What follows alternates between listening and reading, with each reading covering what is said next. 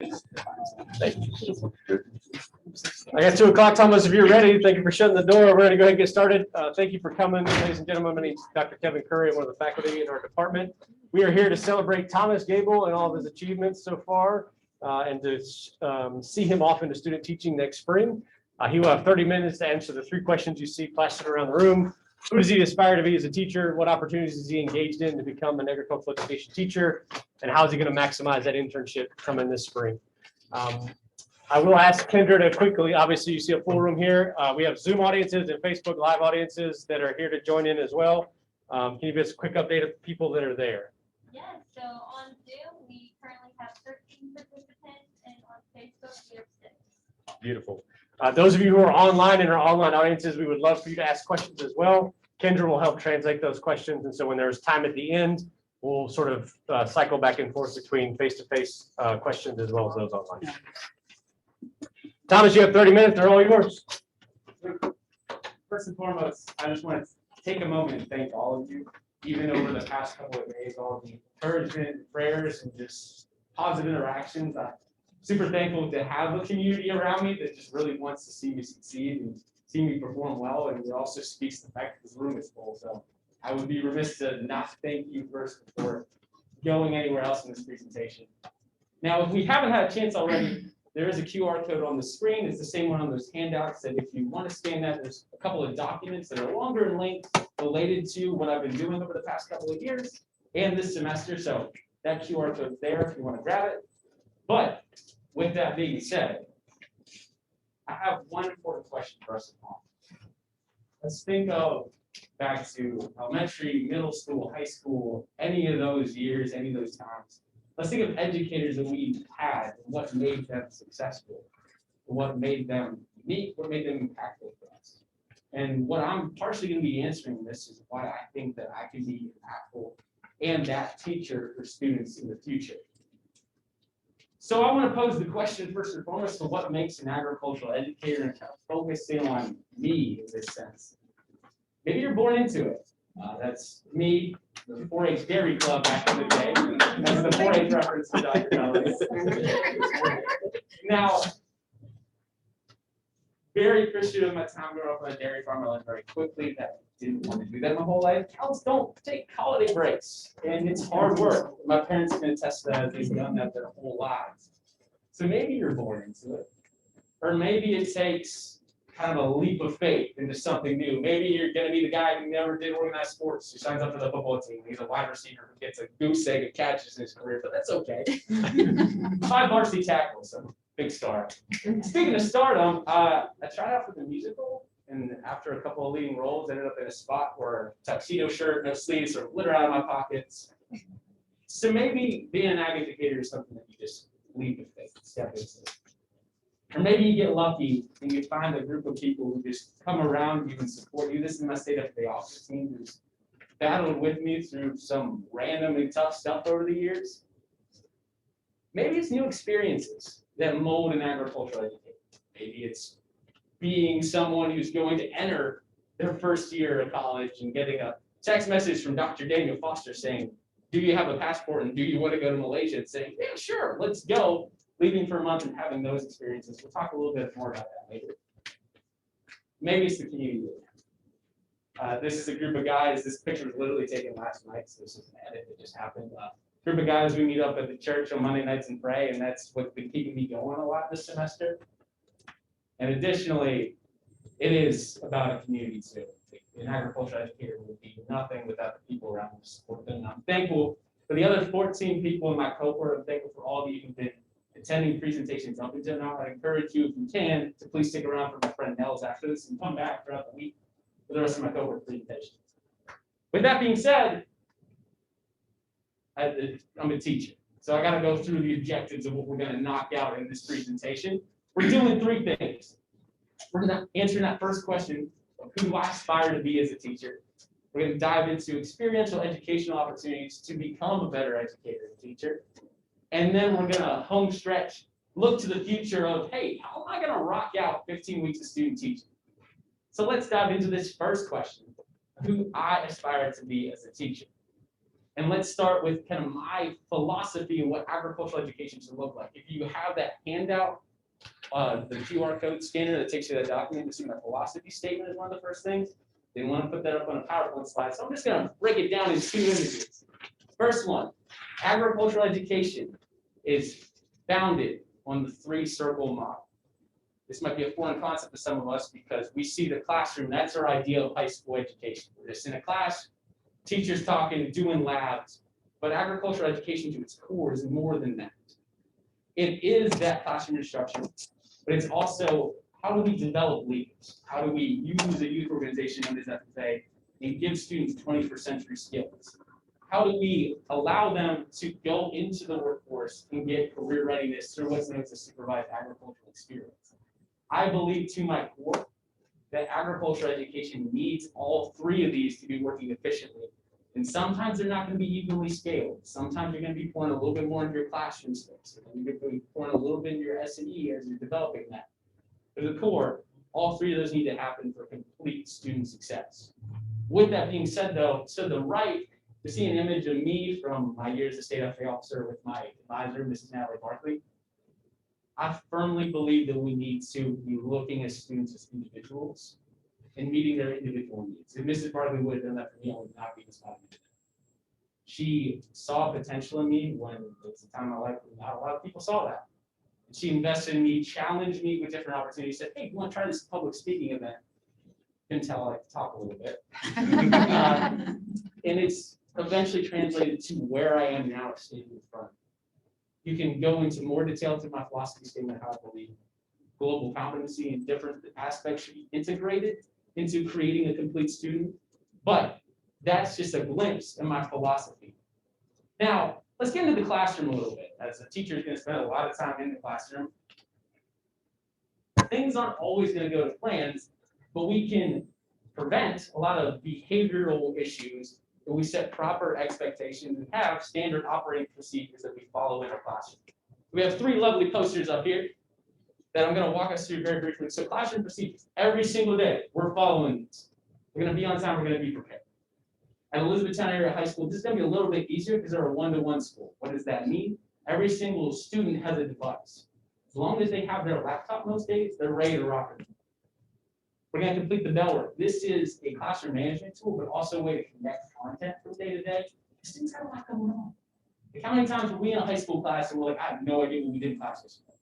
So bell work's usually 1 to 2 questions of just like, hey, let's get our gears back into the content, but also gives me time to get and put out any fires that might be going on. If I need to set up a lab really quick or something went awry. Then bridging the gap the rest of the day in that content. We're going to be present. We're going to participate. That's just it's an operating procedure. That's what we're doing. Like we're just being engaged in the lesson. And then we're going to clock out per se with our ticket out the door, which is just a way of kind of summarizing content, getting that ready to roll. Our expectations, I'm not going to go through each one of these in great detail, but it starts with respect. If students feel ownership and they feel like they respect each other in the classroom and the instructor, and even if it's a guest instructor coming in, we're going to have fun with that success. But another one that I really wanted to talk about is actually it's number 4. Using electronic devices for educational use only. Not trying to be somebody who's like harping down and be like, no, you can't be on your phones. But what I actually had an experience with our 3-day micro teaching, so virtual, was at Montague High School in Michigan, which Mr. Latavak there has actually been a teacher there previously.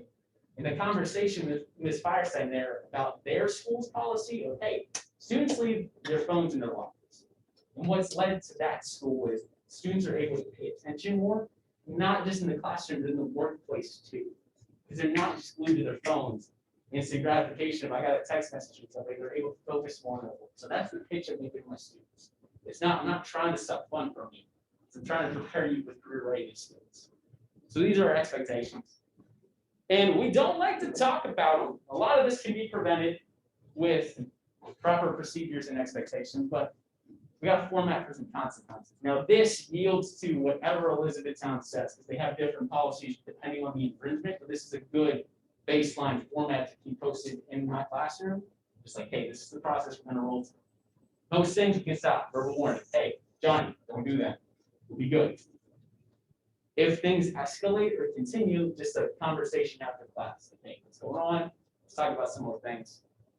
Then, if we get a little bit further, I want to see if there's anything else going on. Make a call home to a parent or guardian, see if there's anything going on at home that's really affecting student behavior.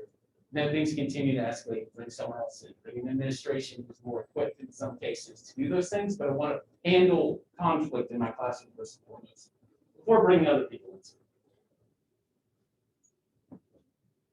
Now, we have all those. But let's talk about if I could design an agriculture education program. A lot of this presentation is going to talk about being Elizabethtown. Let's talk about big picture philosophy. What would I do? Admittedly, I had to scale this back a bit because I thought of like, man, like if I could have a 10-teacher program or what have you, that's a lot. So I came back to who I am and what I know, and the idea that I would love to be in a more rural community where I can be actively involved in people, that I can know people, that I can spend time with them. And I think this is a good format for what a 2-teacher program I will be. Admittedly with this, my bread and butter is more animal science. So for me as a teacher in this program, I would want to focus more on this component and an intro to AFNR. AFNR stands for Agriculture, Food, and Natural Resources. I'm also a high energy guy, and I would love to be able to connect with more of those freshman students and get them acquainted with the program. Now, I also realize that this is going to change depending on where I'm at. As working with your advisory board, your classes should match your local agriculture industry. So these are blanket ones that no matter where I go, most likely I'm going to need animal science, plant science, and agriculture. So it's a need there for all three of those. Now, let's tie back to the 3-circle model a little bit. We're going to do 2 things. We're going to talk about E-Town, my student teaching at E-Town, and we're going to talk about what I view in this setting. So we know our classroom instruction. We know what that's like. We know laboratory instruction. And part of what I've done over this past semester, we get a $15 project. So, push stick. Anybody know what a push stick is? That's okay. I didn't either until talking to my friend Nathan Moyer. I had a traumatic experience in middle school. I got too close to a little saw and cut my finger. And then I got blood on the back of this one like clock that was a cow. It was bad, but it wasn't actually that bad because I just sucked it up and went to the nurse afterwards. The shop teacher didn't even know, which is probably not a good thing for the shop teacher or myself, but I was in middle school and it freaked out. I didn't want the girls to be like, oh no, he's bleeding everywhere. Thank you. Pushed it. You can use a couple of different saws to get this format, what have you. It's also neat that you can customize it for students. So not only are you going to use it the whole year if you're in a woodworking class, but students can have autonomy in which design they want to do. I personally prefer this one. Imagine there's a saw blade back here. This is your piece of wood. All it does is it keeps your fingers away from it, and you literally just push it through. Naturally, you don't want to be that far up behind it, but simple, sweet project. Use that in the laboratory setting. In your packets, you'll also find an assignment for one of my classes for a model facility. It's an animal science lab. My friend Tegan actually helped me with that with SketchUp. Mr. Seaman and I were talking earlier today about, hey, people in the industry do actually use SketchUp on a daily basis. So in your classroom, you hear him say that, believe it, because I was working with somebody in that to help. So there's that. In the classroom, we talked about my expectations. That's important, it's the foundation of it. Let's talk about SAEs. My personal SAE experience growing up was working on a family dairy farm. And I believe that if it's part of your model, you should have it be a part of your grading system. And with an SAE for all model, really that's basically set up so that SAE can be incorporated in your class more easily. Or before it was just like, hey, projects not as easy for direct connection. So SAE for all has foundational skills. I believe that in my classroom. I'm excited to see how I can help Elizabethtown implement that some more.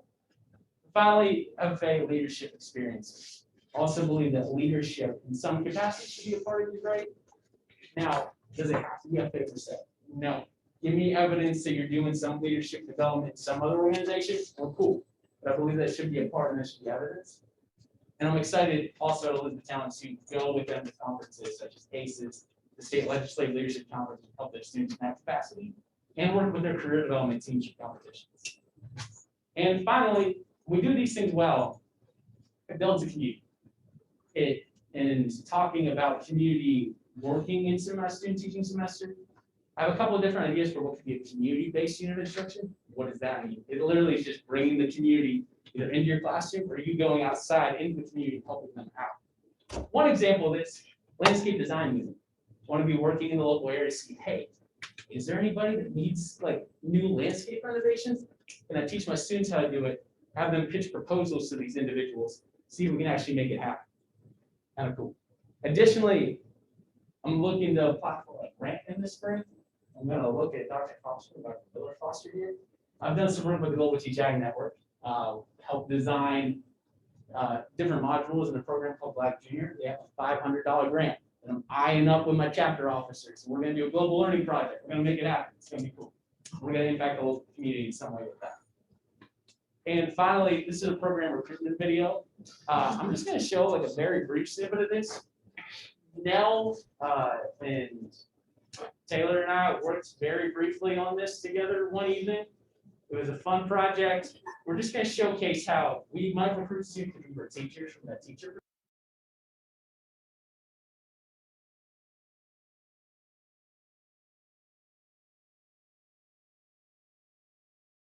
Tools and the brain power to show you how to make fun projects come to reality at home. Ooh, hot. Just like our food science program. Do you like food? Me too. Need I say more? So you've seen a taste of what our course has to offer, but what you don't know is the fact that we also have awesome leadership opportunities through an organization known as FFA. We'll talk about that now. We're back on the streets, learning more about career and leadership development events available to our students. We're joined right now by our chapter president, Elliot, and really quickly, rapid fire, we're going to walk through some different events that our students can compete in, such as public speaking. Hello. Excellent. Or food science. Yo, is that a pizza box? Nice work. And finally, livestock judging. Goat, maybe a deer. He's killed it. And there's many more to offer that our students can participate.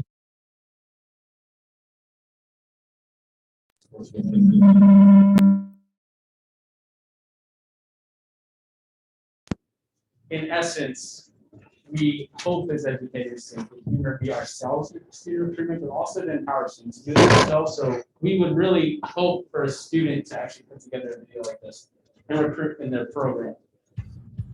So that was all question one. We talked about big picture, where I want to go. Let's talk about where I've been and what experiences I've had to get here. So Penn State, we got some awesome courses here and opportunities. Rapid fire, we're going to go through the coursework. Animal Science 201 was a great challenge for me as a student. Really challenged my studying habits. It covered a variety of different things, basically a touch point of all these different animal science concepts. And luckily you have Mr. Dale Olber, our instructor for that class in the room. So thanks for coming, Dale. That one was super helpful. I'm going to draw on that in the future. Sustainability 200 really has impacted how I look at sustainability in the world around me and how that influences me in day-to-day decisions. So I hope to incorporate that and sprinkle that into each and every single one of my units, as sustainability affects us all and should be included in our coursework. As well as International Agriculture 490. That is a capstone course for International Agriculture minor. One of the big projects we did in there was actually grant writing. There's a group of us that wrote grants for a youth empowerment center in Kenya. Actually pitched those to the people and gave them those grants to say like, hey, you can use these, polish these, do whatever you need to with those.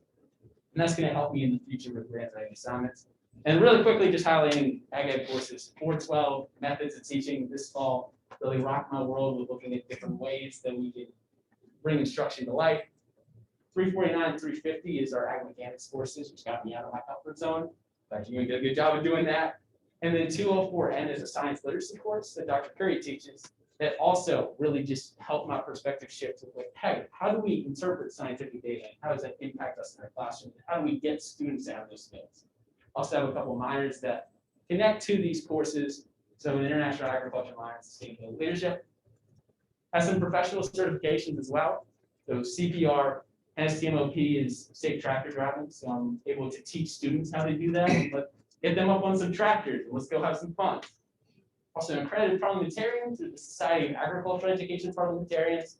excited to bring that knowledge to high school teams and help them compete. Google Level 1 certified educators, that helps me, especially with how our learning management system and Schoology and those two integrate really well. I'm also excited to use Flipgrid in my Level 1 certification with student discussions, be able to help them communicate on a topic together. The professional development. I've been a global TJAG network intern literally since my first day on campus, and then participated in different conferences, global learning and agriculture conferences, to be exact, which have connected me with hundreds of educators from across the world, which has been an awesome professional development experience for me, getting to work and collaborate with them. We've also helped design online learning modules through like juniors through that. Kind of gave me a head start, like, hey, what does creating lessons and units look like? Me and my co-board members have also participated in the National Association of Agricultural Educators Convention and the Pennsylvania Association of Agricultural Educators Convention. That one was over the summer. NAE was actually a couple of weeks ago. Connecting with educators, going through workshops. Overall, fantastic time.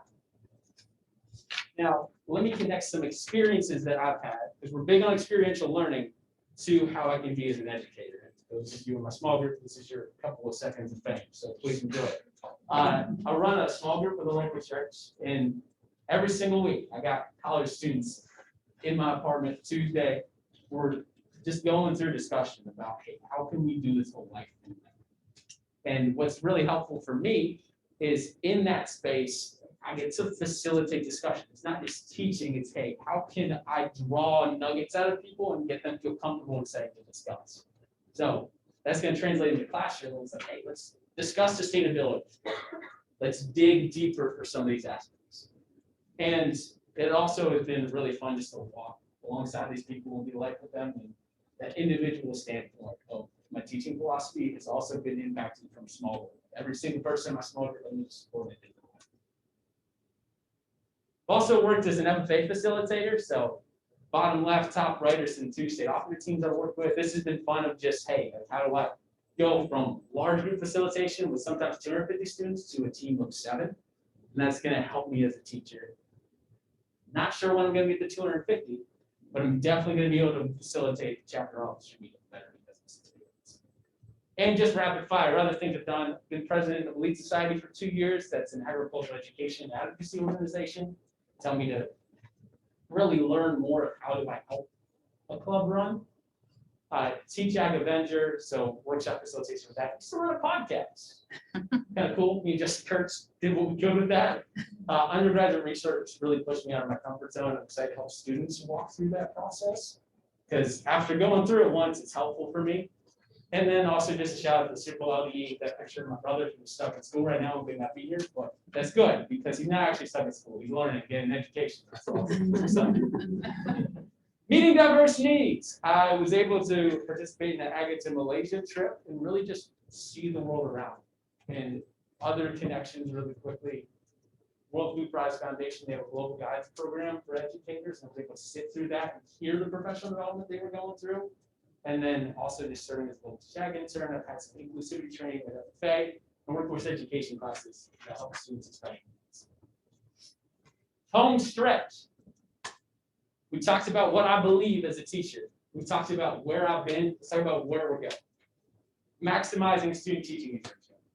So I'll be at Elizabethtown Area High School with the legendary Mr. Mark Anderson. And 2-teacher program, Mark Anderson, Stephen Guy, they're both awesome. Coursework sometimes rotates, but some mainstays are Intro to Agriculture, Animal Science, Area Science, Greenhouse. And we got some awesome facilities there, including that mechanic shop, small animal lab, aquaponics lab. Now, let's talk about some key strengths and areas of improvement for the program. I love the fact that they're one-to-one and that every single student, no matter if they can afford it or not, has access to the internet and a laptop while they're in school. Also, the facilities are top-notch. These are some new welding booths that just came in. I'm excited to learn more and improve my welding skills alongside students in the spring.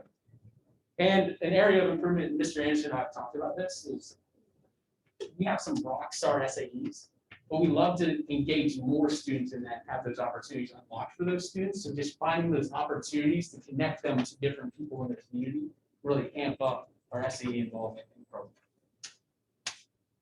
Let's look at the week at a glance. So we got block scheduling, which is new for me. I Went to a high school with 40-minute periods, 90-minute blocks, gonna be different. We're starting with that greenhouse management course, which I've been relying on Michaela Gerhardt heavily. Equine science, Taylor Hall-Blythe has been my main person. Ag mechanics, Dylan Clark. Why not pick 3 classes that I don't know jack squat about? I don't know, but we're gonna stretch ourselves. It's gonna be cool. What I'm also really excited for is that flex period, we also have time for students to come in with their SCE questions and give us updates on those. So overall, I'm excited for what the spring's gonna look like in those different courses and units that I'll be teaching over the spring. Now, let's look inward a little bit with the time we got left. Thomas Gabel is not perfect. I got some strengths. I got some serious things I need to work on in order to be successful in spring and in the future. But some strengths. I'm an achiever. That's coming straight from Clifton Strengths Finder, which we took as a state officer. Man, when I read that, I was like, oh, that's me in a nutshell. Both the good and the bad. We'll get to the bad in a little bit, but I always want to succeed and be doing the next thing and helping and striving for more. I also have this kind of neat skill of finding community wherever I go. And I'm thankful that my community is here today. And I'm also, I think it's a strength of mine that I'm able to foster that community with others. I'm hopeful to be able to help foster that community in the classroom. Positivity. That's been my biggest contribution to this cohort, I believe, is this whole semester. It's nothing but ball stress because we're going into the unknown. But it's the good kind of stress. It's like, I know I'm being challenged. I know I'm being stressed. I know there's good coming from this. What I've been able to do for our student teaching cohort is come alongside and be like, hey, it's okay. Let's break down what happens if this doesn't get done right now. You still have food on your table. You're still going to be able to student teach. It's going to be okay. Just providing that spin to them. And I'm also relatable. Example, this is our ag day in the fall. And there's a goat that was, and I caught the goat. Yay, brownie points. Students were like, Mr. Gabel, you're the best student teacher ever. I was like, boom, I've won. But I'm a humorous individual. At least I believe so. Pity laugh on 3. 1, 2, 3. Okay, that cut through the bone. But I believe I have a unique ability to be able to relate to students and bring the best out of them and help them feel comfortable in the classroom setting. Let's talk about what I need to work on. This will show in my meeting afterwards with these individuals about my lessons and unit plans. I struggle with the fact that I want to make everything perfect, and that is not sustainable at all. Like sometimes you just got to survive and do what you can do. And that's led for me to being very inefficient at times this semester because I'm just so caught up in like this one activity that I need to get right. I need to get all the details for. But I need to chill. Take a breather and be like, okay, that's good enough. We'll make it happen. Also, recommit myself. That achiever in me makes me want to do everything, makes me want to spend a bunch of time in different areas. And it leads to some stressful times. I also want to grow more comfortable in the shop and don't have any more incidents when I'm licking my finger. No. And then overall, just grow in content knowledge and grow in what I know a little bit of what I need to know, but if we're looking at the Dunning-Kruger effect of educational psychology, they don't have time to explain with the time I have left. I know there's a lot more I need to learn. And just to throw it out there, shout out Dr. Ewing's class again, doing ag mechanic stuff and hardscaping. Cool. Some goals for student teaching. I am literally setting a goal that I need to ask someone for help at least twice a week. I need to retrain myself in order to do that.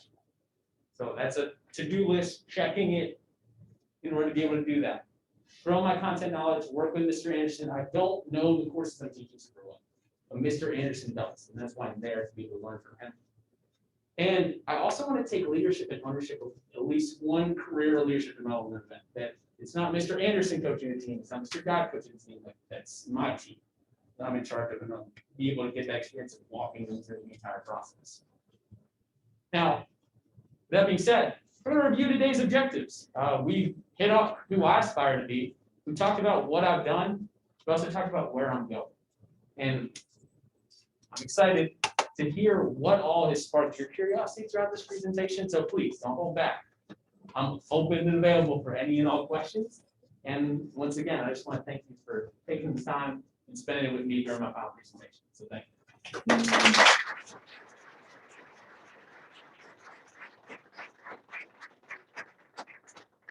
Thank you, Thomas. Kendra's going to queue up some of our online questions. So those of you in the online realm, please put those in the chat so that we can communicate those to Thomas.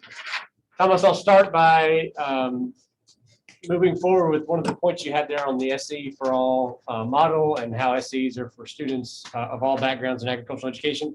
And I was wondering if you could elaborate that. We have a lot of people in the audience that don't understand the nuances of SAE. And so rather than going through a history of what we've been through with SAE, talk about that new SAE for All model and how that's beneficial for students who are maybe on that edge of like, is ag for me? I don't really care about the content so much, but I'm here to have experiential education. So question being, explain SAE for All, how that looks like right now. The SAE for All model starts with what's known as a foundational SAE, which is built into curriculum or should be built into curriculum already. It's like, hey, let's talk about career exploration. Let's talk about financial literacy skills. And you're able to come along that side of that student and say like, hey, like this is the introduction or kind of your base point of what a supervised agricultural experience project looks like. We're going to throw some different things at you, see what you like, and build on that for later into a different category into this known as immersion. This is where your placement comes in of like, hey, students are actually going to go and be on site and work for a dairy operation. Or it could be agri-science research. We're like, hey, I got a hypothesis. Like, let's test chicken feed and see which feed better. Okay, cool, let's do it. Or school-based enterprise. That's a fancy way of saying if we have school facilities, students could work there and do that. Internships is very similar to placement. Ownership is like, hey, like if they own the business and they really want to roll with it. So connecting, hey, foundational, every single student can have an opportunity to have this project built into their class and do small things like financial literacy, career readiness, all those things that we should be doing in our program anyway. And then bridging it into, hey, we found an interest, let's go do something big with our immersion experiences. Thank you. So we do have the people on Facebook. First, we have Taylor Brown, who says, my question is this. As you said, you were born into an agricultural family. You have a lot of prior knowledge and experience as an educator. How can you relate to or certain students who do not come from an ag background or has no prior FFA or boarding experience? The question being, I have an agricultural background, I have an FFA background. How am I going to relate to students who don't have those things? First and foremost, I would call up some of my friends in my student teaching cohort who have lived that like I think of Lacey Walker, who grew up with a 4-H background and agricultural background, so she doesn't necessarily get the FFA stuff. Or I think of Nathan Moyer, who found high school agriculture education, but didn't have an agriculture education background. Ask, hey, what did your teacher do for you? How did they bring you along? This isn't the first scenario this has happened for somebody, just glean that knowledge. But then what I would do is I would like just throw stuff to that student that would relate to them or pique their interest. Try to start in their world, like, hey, what interests you? Like, do they like football? Okay, maybe competition is something that really drives them. Let's get them signed up for the parliamentary proceedings. Highly competitive event, let's rock and believe with it. Maybe they have pets growing up.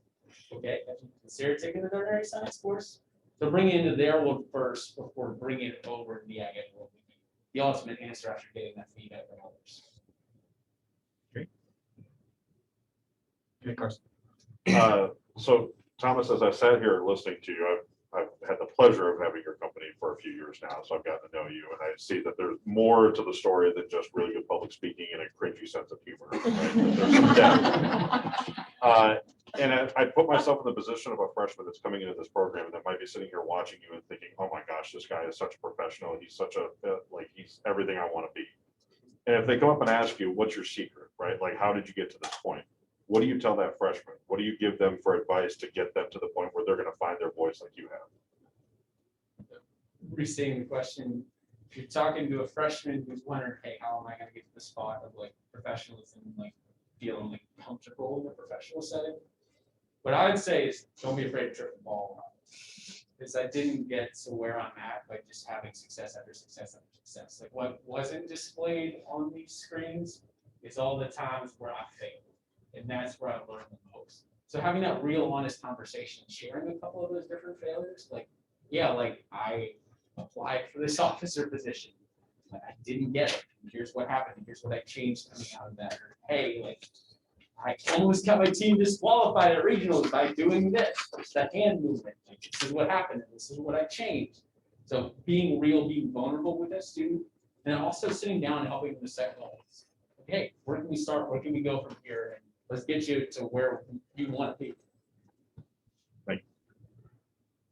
Kendra, if you can get us a question from the online group. Yeah, we have one more. So, let's start with Nathan Myers. What is one specific way you plan to foster community for student teaching? One specific way I plan to foster community during a student teaching internship. I'm going to keep it short, sweet, to the point. So use the word specific. I'm going to use that to my advantage. We're going to create a classroom playlist. One of the first days is what all songs we like to listen to. We can add to it throughout the semester, and that way when students hear that, it's like, hey, that's my song, or yo, this song's awesome. Who picked this song? And use that as a way to bring people together. So I have a question for you, Thomas. You know that my job as a pusher is to push people beyond their comfort zone. So I'm going to ask a question to push you beyond your comfort zone. let's get it. Thomas, you shared a lot of high impact educational experiences that you have. Those don't come cheap. Could you please tell me why a university should invest in agriculture teacher education? Why should this university fund and create opportunities to prepare future teachers? Question being, why should this university, if there's other universities out there, why should they fund agricultural education? Because every single person has had a teacher.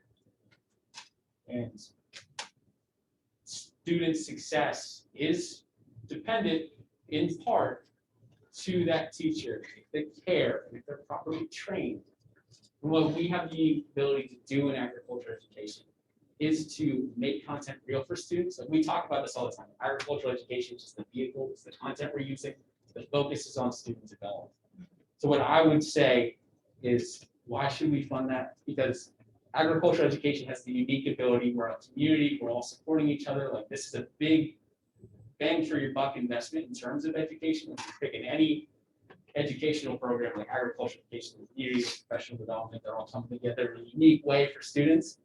But if we draw it back a little bit more, it's because you can have a high impact on society. If you invest in the teachers who are interacting with students every single day, because if you have great teachers, they're challenging students, you can have great students who make great citizens of society.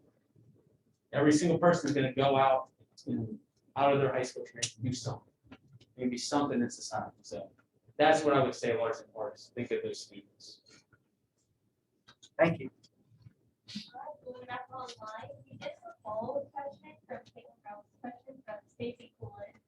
Going off the previous question, how would you explain / encourage parents that are not from an agricultural background, but their child is interested in taking ag class or FFA?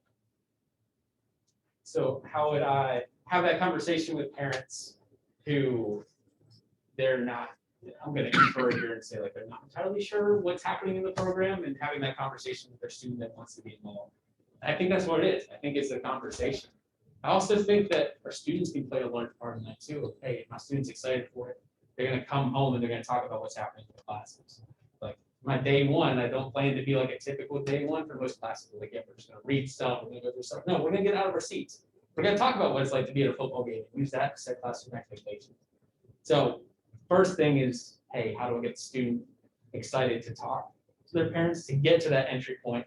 And then I'd be excited to have a conversation with them and explain more fully, like, hey, this is what my program is, to appeal to Dr. Ewing, maybe give a pamphlet. Hey, here's what this is. We have resources available that explain succinctly in a video, like, hey, this is what our program looks like. Maybe this videos are student created. That's how I would appeal to those parents and hopefully have a conversation. So you spoke about your international agricultural minor, and you also shared some experiences about going to Malaysia and having to work with the Wilkie Prize. I was just wondering how you are planning to grow your team's global competency and international competency. Based on those experiences, will that really change your perspective? And you just had to be there, just had to see it. How are you going to bring that to your students? So how am I going to engage students in global competency, below their global competency, below their multicultural competency?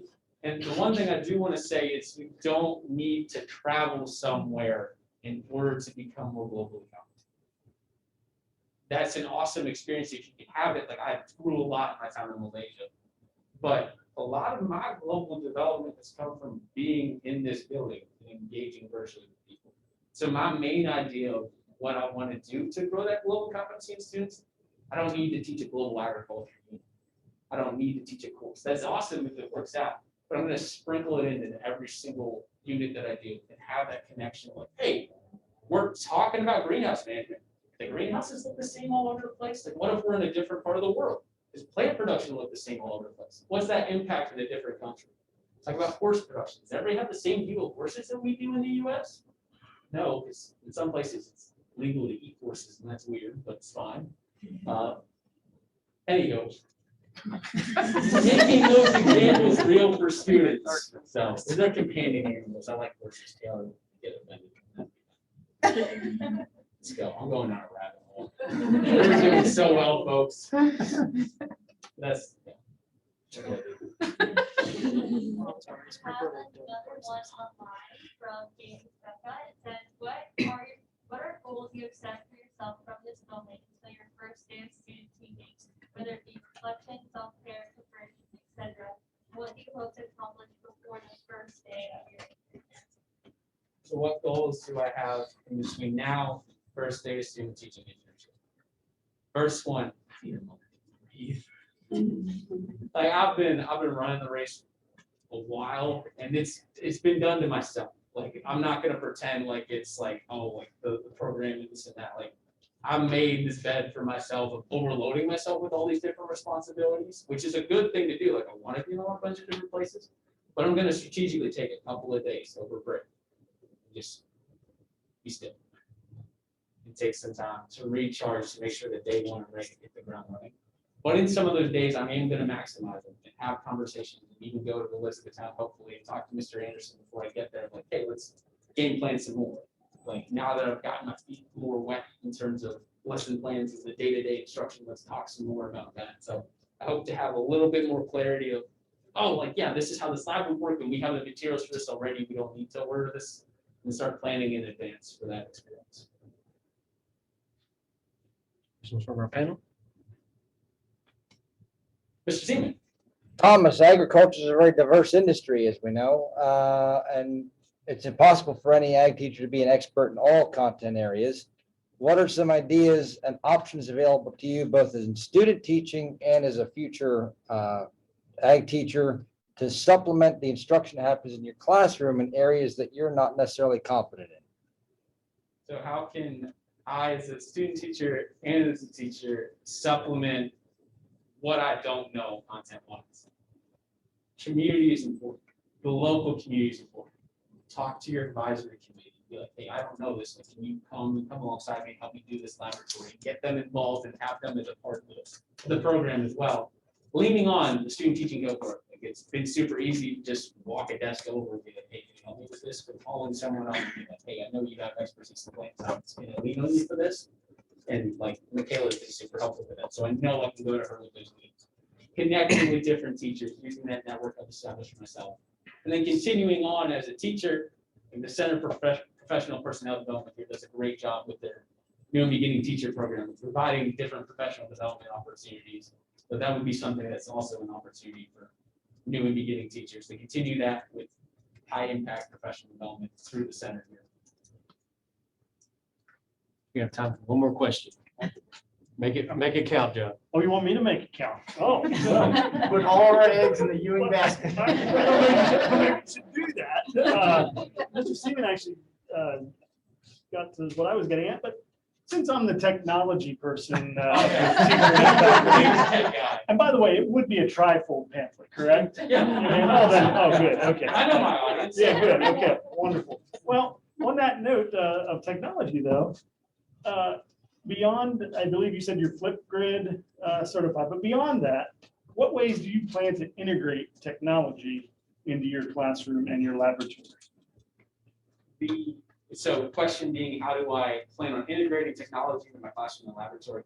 The first immediate thought that comes to mind is Google has all these different animal science resources that can actually help you break down like equine anatomy and finding those resources online of like, hey, it might be hard to diagram all this out, but let's explore using Google's technology and use that for classroom instruction.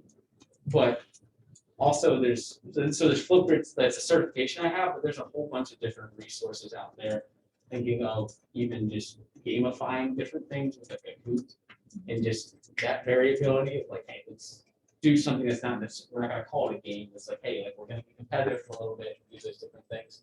And that's actually something that I'm excited to work with Mr. Anderson about is he admits that he's not the best technology wizard, as you would say. But for me to be able to bring my experience of what I've seen done well into that classroom with different platforms and different resources that are free and available and use that are cost effective to your program. Thank you. Please help me in congratulating Thomas one last time.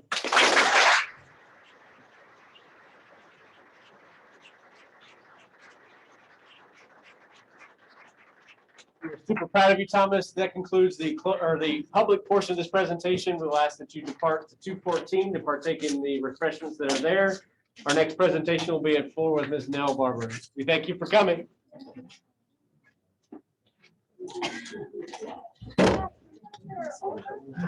Wow, okay.